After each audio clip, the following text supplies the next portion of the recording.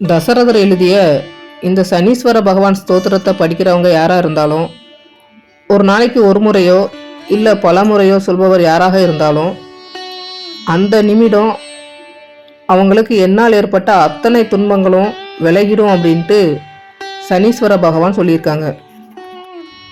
சனி தொடர்பான அனைத்து பிரச்சனைக்கும் தசரத சனி ஸ்தோத்திரம் நல்லதொரு தீர்வாக இருக்குது.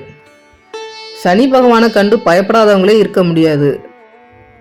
சனி பகவானுக்கு குருவாக இருந்த போதிலும் சிவபெருமானும் கூட சனியோட பிடியிலிருந்து தப்பிக்க முடியாமல் படாத பாடுபட்டுள்ளார்.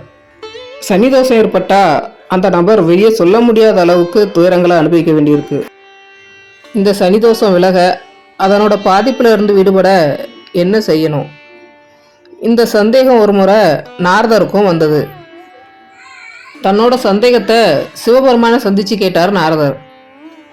என்ன செஞ்சா சனியால் ஏற்படுற துன்பங்கள் விலகும், இதற்கு ஏதாவது ஒரு வழி இருக்குதா அப்படின்னு கேட்டார் நாரதர். அதற்கு பதிலளித்த சிவபெருமான், நாரதரே, இதை கவனமாக கேளுங்கள். இதை கேட்பவர்கள் கூட சனியால் ஏற்படும் துன்பங்களிலிருந்து விடுதலை பெற முடியும் அப்படின்னு சொல்ல ஆரம்பிச்சார். சிவபெருமான் சொன்ன கதை. ரகுகுலத்தில் பிறந்த தசரதனின் ஆட்சி காலத்தில் சனி பகவான் ரோஹிணி நட்சத்திரத்தில் ரிஷப ராசியில் பிரவேசிக்கும் காலம் வந்தது. சனி பகவான் ரோஹிணி நட்சத்திரத்தில் சஞ்சரிக்கும் காலத்தில் மிக கடுமையான பஞ்சம் ஏற்பட்டு பூமியில் பல கொடிய நோய்கள் பரவி அதிக துன்பம் ஏற்படும் என்ற அச்சம் ஏற்பட்டது. மக்களை இந்த துன்பத்திலிருந்து காப்பாற்ற என்ன வழி என குலகுரு வசிஷ்டர் உள்ளிட்ட ரிஷிகள் மற்றும் அமைச்சர்களை அழைத்து கேட்டார் தசரதர். ஆனால் வசிஷ்டர், இது உலக மக்கள் துன்பப்பட வேண்டிய காலம், இதை தடுப்பது யாராலும் முடியாத காரியம் என்றார். சனி பகவானை ஆச்சரியப்பட வைத்த தசரதர், ஆனால் மக்கள் துன்பப்படுவதை பார்த்து கொண்டு எப்படி அமைதியாக இருக்க முடியும்? சனி பகவானால் ஏற்படும் துன்பத்தை தடுக்க ஏதாவது செய்து மக்களை காக்க வேண்டும் என நினைத்த தசரதர் வஜ்ர கவசம் அணிந்து கொண்டு வில் அம்புகளுடன் நட்சத்திர மண்டலத்திற்குள் சென்றார். அங்கு சூரிய மண்டலத்தை தாண்டி வெகு தூரத்தில் பிரகாசித்து கொண்டிருந்த ரோஹிணி நட்சத்திரத்தை பின்னால் தொடர்ந்து அதை பாதுகாக்க துவங்கினார். இதை கண்ட சனி பகவான் தசரதனை தடுத்து நிறுத்த தனது கொடிய பார்வையால் தசரதனை பார்த்தார். ஆனால் சனியின் கெடுபார்வை தசரதனை ஒன்றும் செய்யவில்லை. இதை கண்டு ஆச்சரியப்பட்ட சனி பகவான், மகாவீரனான ராஜராஜனே, என்னை எதிர்க்க இதுவரை யாரும் நினைத்தது இல்லை. அப்படி என்னையே எதிர்க்க நினைப்பவர்களும் என் பார்வைப்பட்டவுடன் சாம்பலாகி விடுவார்கள். ஆனால் நீ நிறைய புண்ணியம் செய்திருக்கிறாய், அதனால்தான் என் பார்வைப்பட்டும் கம்பீரமாக நிற்கிறாய்.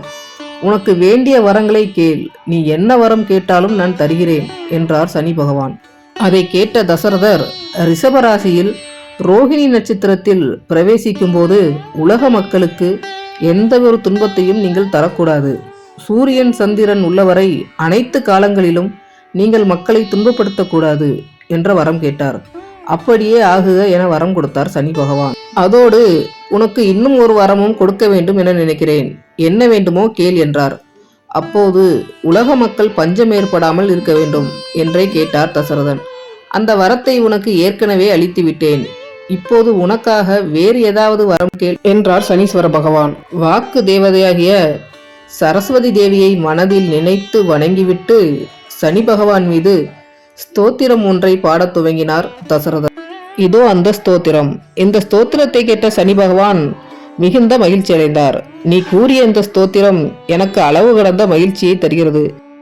உனக்கு என்ன வரம் வேண்டுமானாலும் கேள், நான் உனக்கு மகிழ்ச்சியோடு தருகிறேன் என்று கேட்டார் சனி பகவான். இதை கேட்ட தசரதன், இன்று முதல் தேவர், அசுரர், மனிதர், பறவைகள், விலங்குகள் என எந்த ஒரு ஜீவராசிக்கும் நீங்கள் துன்பம் ஏற்படுத்தக்கூடாது என கேட்டார். இதை கேட்ட சனி பகவான், உன்னுடைய கோரிக்கை சரியானது, ஆனால் ஒரு நிபந்தனை. எனது மனதை மகிழ்ச்சிப்படுத்த நீ இப்போது கூறிய இந்த ஸ்தோத்திரத்தை படிப்பவர் யாராக இருந்தாலும், ஒரு நாளைக்கு ஒரு முறையோ அல்லது பல முறையோ சொல்பவர் யாராக இருந்தாலும், அந்த நிமிடம் அவர்களுக்கு என்னால் ஏற்பட்ட அத்தனை துன்பங்களும் விலகிவிடும். எனக்குரிய சனிக்கிழமை நாளில் கருப்பு உளுந்து, எள், கருப்பு நிற பசு ஆகியவற்றை தட்சணையோடு தானம் செய்பவர்கள், நீ கூறிய இந்த ஸ்தோத்திரத்தை சொல்லி பூஜை செய்து வணங்குபவர்களை நான் துன்பப்படுத்த மாட்டேன்.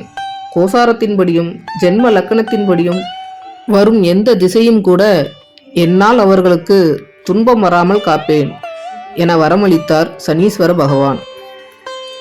வரலாற்று சிறப்புமிக்க இந்த கதை உங்களுக்கு பிடிச்சிருந்தா சப்ஸ்கிரைப் பண்ணிவிட்டு லைக் பண்ணுங்கள்.